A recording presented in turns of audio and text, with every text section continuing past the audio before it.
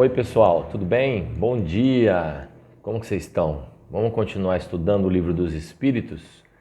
Hoje tá frio, né? O frio chegou aqui no interior, na cidade caipira. Espero que vocês estejam bem. Muita paz a todos, muita compreensão nessa época difícil, que possamos nos abraçar, nos fraternizar no Evangelho de Jesus. Nós estamos estudando no capítulo 6, Vida Espírita. Nós estamos falando do nosso termo usado na doutrina espírita, do nosso termo chamado espírito errante, que é quando a alma sai desencarnada, saindo do corpo, se desprende e fica nessa fase transitória no plano espiritual, aguardando próxima reencarnação. Vimos que as almas mais evoluídas não necessitam mais reencarnar e passar ou aguardar esta fase errante. E nós sempre evoluindo através dos mundos, né? Estamos num planeta mais atrasado e vamos, conforme adquirimos gabarito, evolução moral, vamos habitar mundos mais elevados. Pois bem, paramos na pergunta número 234, no item 2, que traz a ideia de mundos transitórios. Vamos ver aqui a pergunta 234. Ela nos traz a informação de que existem mundos transitórios. Como nós vimos no título, existem, nós sabemos. E nós vamos entender como são esses mundos. E a pergunta 234 pergunta se esses mundos transitórios servem de estações, de parada, de repouso para os espíritos errantes. E nós sabemos que nós, espíritos errantes, usamos a nossa parada espiritual, a nossa brecadinha, como uma estaçãozinha de descanso, né? Eu não sei se nós podemos falar que os espíritos descansam da forma material da carne, mas descansam porque no mundo errante ele continua se reprogramando para continuar a sua jornada. Então existem mundos destinados aos espíritos errantes. Não é que necessariamente você vá para um mundo errante. Nós vimos que a gente pode reencarnar logo em seguida, após a morte, mas também podemos aguardar, como espíritos errantes, a próxima chance em períodos mais ou menos longos, curtos ou longos. Depende, tá? Esses mundos errantes da pergunta 234 são lugares de parada, de repouso, espécie de acampamento, de parada para reflexão, de reavaliação, de reprogramação reencarnatória, de análise, de observação dos erros e dos acertos da reencarnação que se passou, através do qual nós recebemos ensinamentos dos espíritos evoluídos que nos dão dicas, que nos encaminham e nos colocam no eixo novamente para que o progresso continue. São posições intermediárias. E esses mundos são graduados, esses mundos transitórios, que são as estações, são graduados de acordo com os espíritos que nele estão. Proporcional. Então tem mundos de parada que você vai gozar de um maior bem-estar e de um menor bem-estar. Pense que se você é um espírito evoluído, muito bom, desapegado à matéria, livre de orgulho e de egoísmo, e você necessita temporariamente parar numa estação, em um mundo transitório, você vai sentir um bem-estar por ali estar.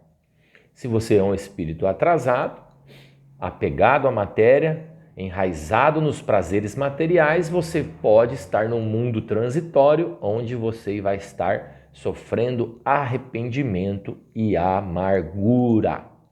Por isso que a 234A nos traz com a inteligência de Kardec, dizendo se os espíritos que habitam esse mundo podem deixar a gente à vontade. Você está passando por aquele mundo transitoriamente, por algum motivo você vai ali ficar um tempo, ou descansar, ou refletir, ou se amargurar, se arrepender, e ali tem espíritos também, que ali estão como você.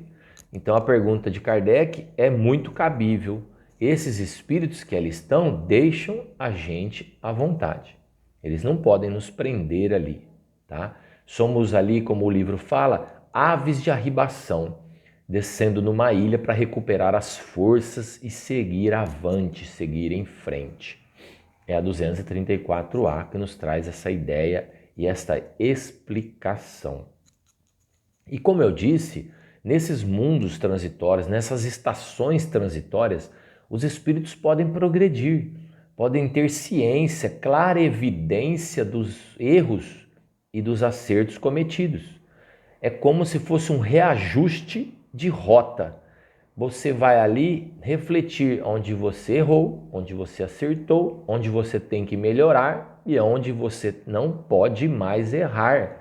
A 235 traz isso para a gente, né? Eles se reúnem nesses mundos para obter a permissão para alçar melhores lugares, para estar, para reencarnar e para evoluir. Então a 235 explica isso, que nós nesses mundos transitórios podemos nos instruir, estudar, refletir. Como assim, Daniel? Palestras, dicas de espíritos mais evoluídos, que são os nossos irmãos, nossos mentores, nossos anjos amigos, que estão sempre, com a permissão de Deus, prontos e aptos para nos ajudar. 236 fala da natureza desses mundos, porque aguça a curiosidade.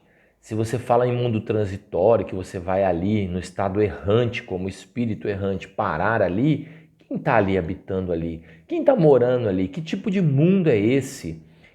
Tem uma natureza especial. Esse mundo, ele é destinado, por exemplo, é um mundo que Deus criou só para isso? Ele vai ficar eternamente destinado a essas paradas de espíritos? Essas paradas temporárias? Não. Nós vemos que esse mundo ele está numa fase transitória e temporária. E essas paradas também são temporárias. Por quê? Porque os mundos também evoluem. A renovação planetária, o Pai tem muitas moradas, nunca deixou de criar e eternamente criará seus filhos e seus mundos, a matéria, para que seus filhos habitem as diversas moradas na casa de meu Pai. Então Deus nunca parou e nunca vai parar de criar. Então você, no raciocínio lógico, entende de que um mundo também passou por fases transitórias. E esse mundo transitório, que habita os espíritos errantes, também passa por mudanças, modificações, como os planetas. A lei de destruição e de reconstrução e de renascimento é perpétua. E assim não há nada na natureza e nem no universo que seja inútil. Nada, nada, nada. E a 236A nos traz um reflexo da pergunta, né? Uma subpergunta, perguntando se esses mundos são habitados por seres corpóreos. Eles não são habitados por seres corpóreos nessa concepção de que nós entendemos aqui de matéria, de corpo, esse nosso corpo muito ancestral, muito atrasado, muito retrógrado, né? Lá é uma superfície estéril, que é de uma forma que não há produção orgânica de reprodução, porque lá os que habitam não necessitam disso, porque eles não carregam essa carga genética. Então, lá, por exemplo, a ciência explica que um dos primeiros seres orgânicos e vivos do planeta Terra, é a ameba, por exemplo. Então, e aí se desenvolveu os micro-organismos celulares para a composição dos seres vivos de cada planeta. Lá não existe isso. Por isso que fala de esterilidade, do ponto de vista reprodutivo, do ponto de vista daquilo que a gente entende aqui no planeta Terra como microsistema, tá? Como natureza. Essa esterilidade de lá, ela é ligada a uma natureza transitória, porque aquele mundo transitório não está apto para receber esses seres orgânicos que nem a gente recebe. É um mundo que está se desenvolvendo. E como ele está se desenvolvendo, ele serve temporariamente de base transitória. E como nós somos pequenos demais, Kardec na 236C, ele ataca uma pergunta que é muito bacana. Fala da beleza natural desses planetas transitórios. É interessante porque nós temos que abrir a nossa mente e analisarmos o infinito e o universo de um ponto de vista macro, não de um ponto de vista micro, achando que o nosso planeta é o centro do universo e que as belezas naturais só pertencem ao planeta Terra. As pessoas se enganam e se iludem. Você pode olhar no seu cotidiano, quando o céu está azulado, o sol está quentinho, todo mundo fala, nossa, que dia maravilhoso. E quando vem uma chuva, um tempo fechado, um frio, uma tempestade, fala, o tempo está péssimo. Porque nós estamos ligados a essas belezas naturais no nosso conceito terreno. E não enxergamos num ponto de vista macro a imensidão, a beleza da imensidão do universo de Deus. Então, a 236 pergunta isso, se esses mundos transitórios estão desprovidos de belezas naturais. E eu te pergunto, o que é beleza natural? É a árvore? É o passarinho? São as cores? É o céu azulado? É o tempo ensolarado? São as plantas, as flores, os animais? Pensem bem, nós não devemos ser egocêntricos achando que somos os únicos, mais bonitos e mais bem dotados ou privilegiados do universo. A natureza se traduz pelas belezas da imensidade da criação de Deus, que não são menos admiráveis que as nossas árvores, nossos passarinhos. Tem muita beleza fora nessa imensidão, nessa beleza natural. Tem gente que não consegue nem contemplar a Lua, tão pertinho, um satélite tão pertinho da gente. Vamos olhar num ponto de vista maior, para abrirmos os nossos raciocínios e os nossos corações. A 236D pergunta se a Terra será um dia um mundo transitório para receber espíritos errantes. Olha que curioso. E a resposta é que nós já fomos. O planeta Terra já foi um planeta transitório. Quando? 236E. Quando? Em que época? Durante a sua formação. Então nós estudamos aqui nas matérias humanas, na ciência, na geologia, na física, na química, na ciência em si, nós estudamos as fases desde o colégio que o planeta passou, de bola de fogo para resfriamento e assim por diante. Então nós não podemos achar que o planeta já nasceu pronto e nessas fases onde não havia essa vida orgânica que a Terra serviu de mundo transitório. Nós temos que, como eu disse agora há pouco, chancelar e sacramentar a ideia de que não existe nada na natureza e no universo que é inútil. Tudo tem sua finalidade. Nada é vazio, tudo é habitado. Quando você olha à noite naquele céu estrelado, aquele escuro, aquela imensidão escura do universo, é uma massa.